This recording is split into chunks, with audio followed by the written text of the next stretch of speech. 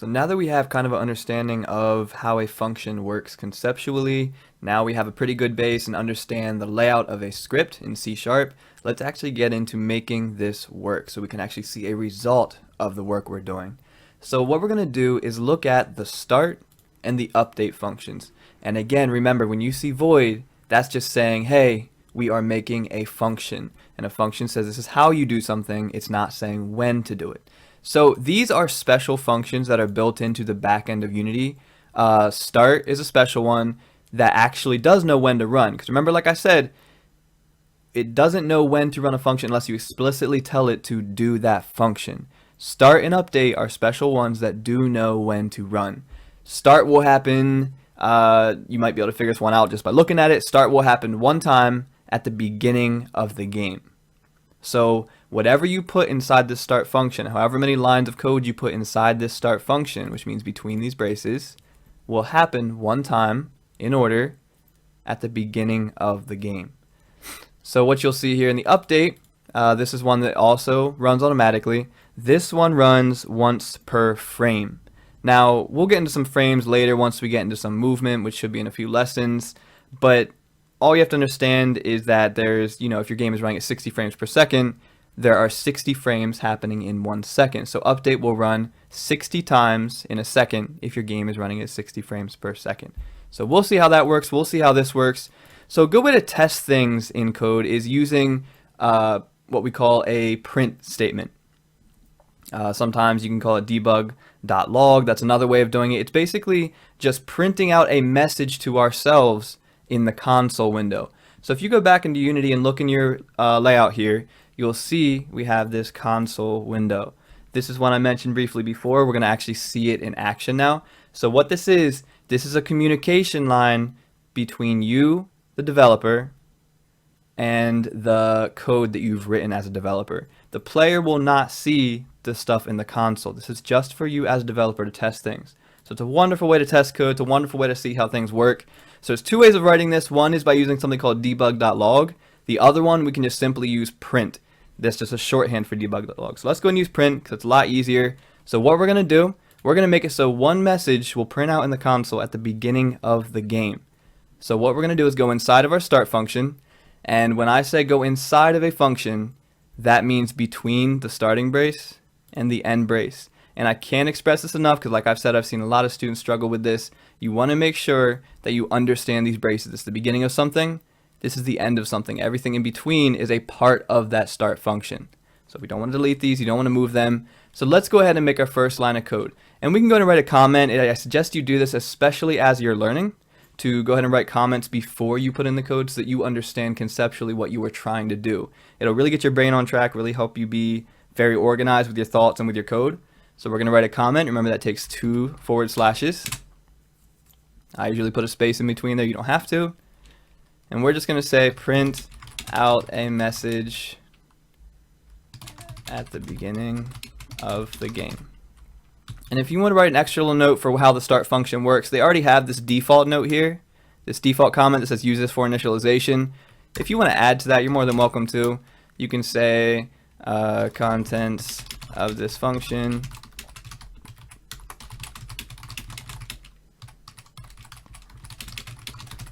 There we go. So we're going to hit enter, make a new line there, and we're going to actually do the print statement. So we're going to type out print. And this is an important thing you need to understand and grasp about coding. That's really cool. It's really helpful. You might have noticed when you started typing this stuff out, it started to give you suggestions as you were typing it. So if I just type P, see all this stuff that starts with a P. And it also gives you things that have P just kind of somewhere in the word. It doesn't have to start with that letter. So it's pretty cool. You see all the possible things you can do. Obviously, it's overwhelming. Obviously, when you just type one letter, it's not very helpful. This isn't really helping us narrow things down. If you really need to figure something out, you would just Google it, kind of look up what kind of code you need. But you'll see as I start to type it out, it starts to narrow down what we're looking for. It even suggested print as the default one that I should do for just typing PR, even though there's a bunch of other things with PR. Okay? The more we type, we're narrowing it down even more. Now, what I want you to do is I want you to use the things from the drop-down list. Now, this is kind of controversial. I know a lot of teachers, a lot of people who are in programming, they tend to tell you to not do this kind of thing. They tend to tell you to not do any kind of autofill or anything like that. And I highly disagree with them. Basically, what I see that kind of is a turnoff from a lot of teachers who do programming, a lot of people do tutorials, is they kind of teach you in unrealistic scenario terms. So they're kind of imagining this scenario where they'll say, well, what if you don't have the pop-ups? Or what if you don't have internet? You know, what if you can't look something up? That's not really going to happen. Like, I can't imagine any scenario where you're going to have to do programming where you're not going to have access to these pop-ups. You're not going to have access to the internet to look up stuff and figure things out and research. It's just not really realistic. I mean, yeah, it could happen. I mean, I've even looked up stuff on my phone when my internet was out. It's very unrealistic. I like to work in real life terms. So we're going to use these pop-ups. I suggest you do use the pop-ups for a couple of reasons. One is you're never going to spell it wrong if you pick it from the pop-up list. I can guarantee you if it is in the pop-up list, it will work. It might not work exactly with the same result you were going for, but it's not going to blow up with a giant error or something like that, okay? So please use the pop-ups. Another thing is capitalization is very important in code. If I were to do capital P print, that's not a thing. Capital P print will not work, all right? So please use the pop-ups. Get the right spelling, the right capitalization. One thing I suggest you too is once you see it on the list when you're typing it out, go ahead and use your up and down arrow keys to sort through this. And then hit enter when you are on the one you want. The less mouse movement you do while you're coding, the better. It's good to get efficient with hotkeys and using your keyboard. You don't want to use your mouse unless you have to with programming. So we're going to type out print. We're going to pick the one from the pop-up list. Hit enter. Now, this just by itself isn't enough. This isn't going to work. It's not knowing what it's supposed to print out. It's not going to work. It's just going to blow up with an error. So what you typically need with a statement or command, I'm just going to call these commands from now on where it says to do something. You need to have an open close parentheses typically. And we've seen this before. We've seen this when we made a function. Okay. Now, I don't want to get into this too much. This might be confusing for you. But print actually is a function that was created somewhere else in the back end of the code. So we're essentially just calling that function and saying to do it. If you don't quite understand that yet, that's fine. We're going to get into that with making our own custom functions. Don't stress about that. But just kind of know that typically when you are telling the code to do something, you're going to need to put these open close parentheses. Sometimes you put them even if you don't put anything inside of them. All right. So we have these open close parentheses. And what I want you to think about is it's good to like take code and convert it into simple, basic English. And that can really help you figure out what piece of information you might be missing. So let's think about this. Print says to say something. So it's just saying, computer, say something to me. Print something out in the console. So think about this for a minute. Think about what is the crucial piece of information that you need with that statement. I'm saying to say something. What do we need to add to that statement there? We need to say, what is it that you want to say, correct? We need to say, hey, say something, and this is the thing I want you to say. So these parentheses are basically a way of sending extra data that piece of code might need. We call these parameters. So basically we're saying, hey, print this out, and I'm sending you a parameter that's going to tell you what to say. So say something, this is what I want you to say. So in here, we're going to put quotation marks. All right, so put double quotation marks. And then in between those quotation marks, I want you to go ahead and print out anything. All right, just print your own custom message, whatever you want to say in there, that's fine. Just make sure that between the quotation marks, make sure those are within the parentheses, okay? Now you're still going to see this red squiggly line here. This actually tells you exactly what to do. Sometimes they're not so clear with what to do, but this tells you what it needs. It's saying semicolon expected. Now you might be thinking, okay, well, why do we need a semicolon? Most people don't even know how to use that in English. So we might be thinking, okay, what is this for? Now, a semicolon is the way to end a coding sentence. It's important to think of every little statement you write like this as a sentence. It's saying say something. Say this is the start. And when you end a sentence, you need kind of a punctuation. It's not a period like it is in English. Period is used for other things that we will get into eventually.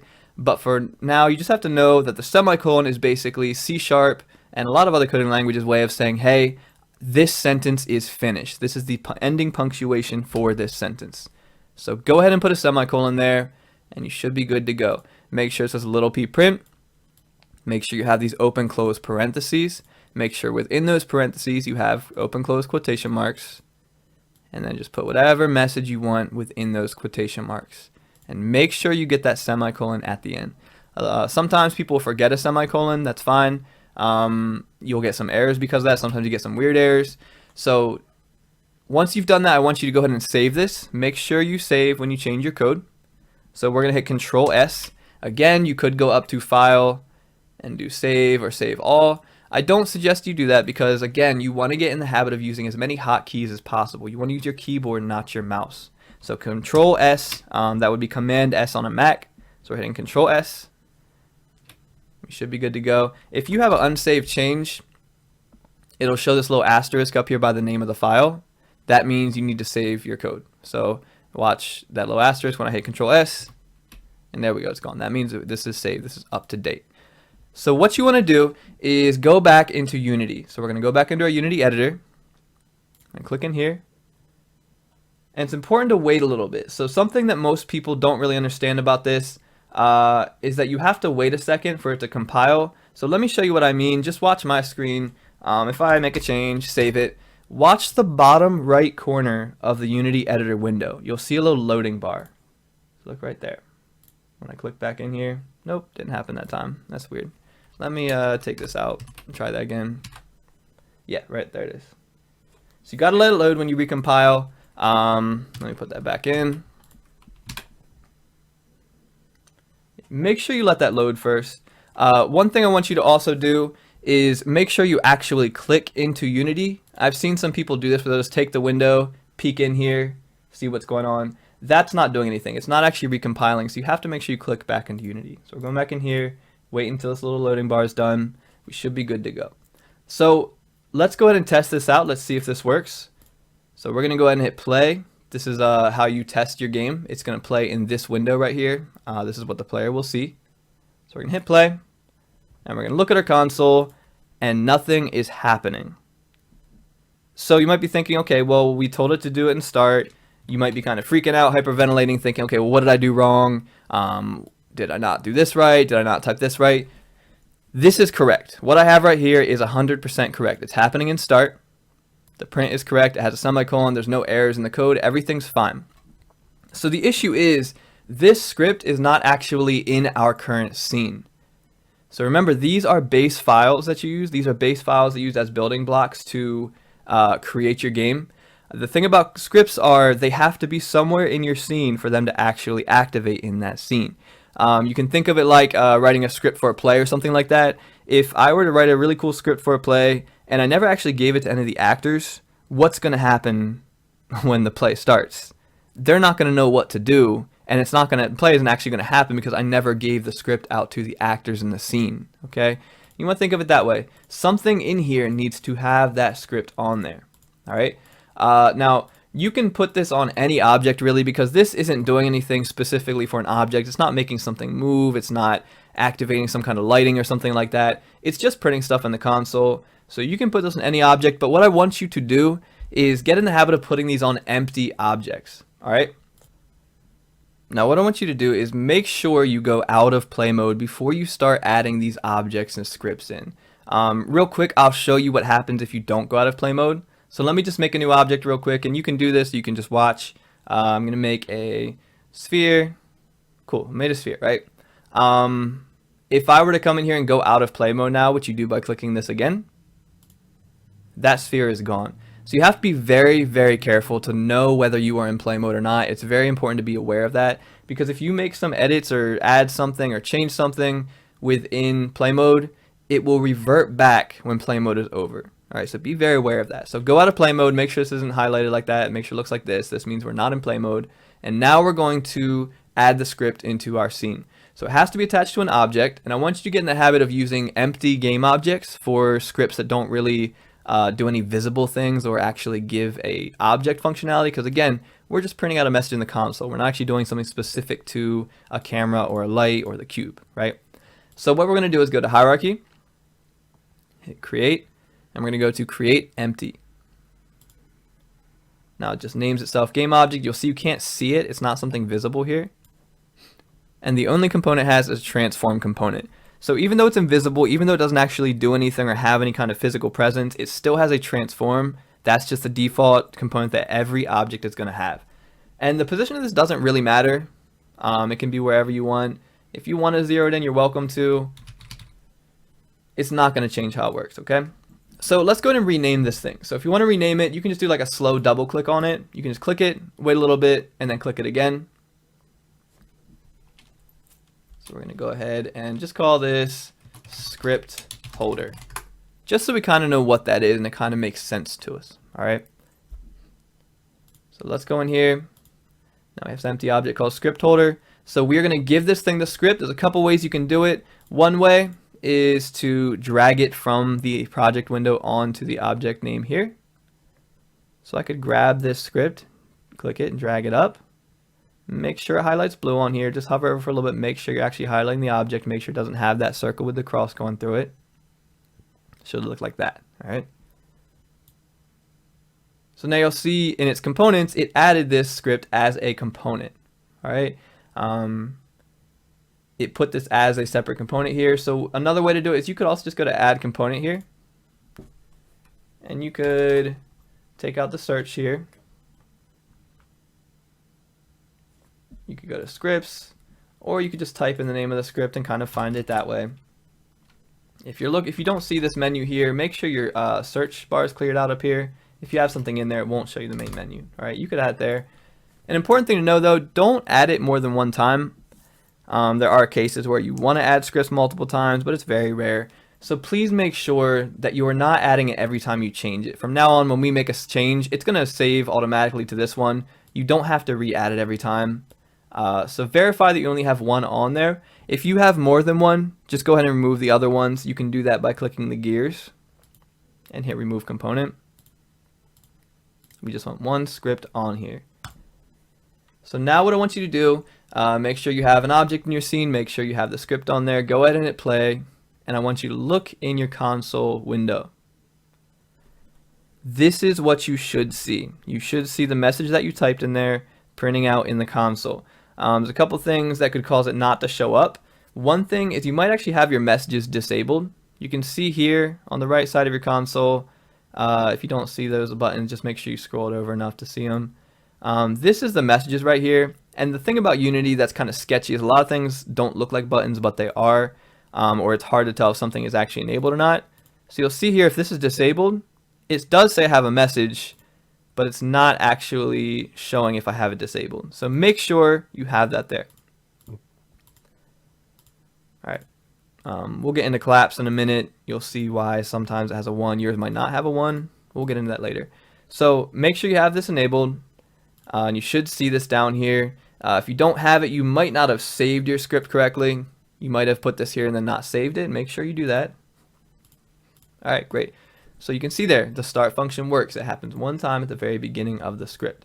So let's look at update. So what we're going to do is go out of play mode so we don't forget that. Please remember to go out of play mode before we go into doing scripts because we might forget. So let's go out of play mode. I'm going to go back to our script. And let's go ahead and put another print message inside update. So when I say inside update, remember I mean within the two braces here, the opening brace and the closing brace. We're going to start typing print, find the one we want, use our arrow keys to select it, hit enter. Great.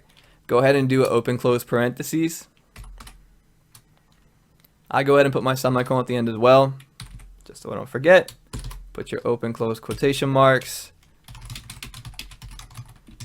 Go ahead and put a message in here.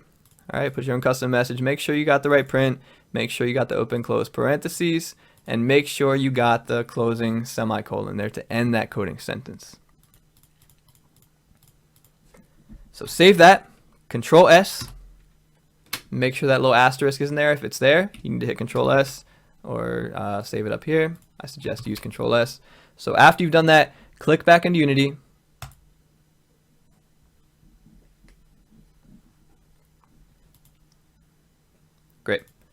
So what we're going to do, we're going to go ahead and hit play again. And your console can look one of two ways. It can either look like this, where the numbers are stacking. Here you see this number counting up. So what you're seeing is, again, every frame it's running update. So it says 750 times at this point it's run. So if you turn off collapse, this is what it'll look like. And this is what yours might look like by default. So if yours looks like this, it's because you have collapse turned off.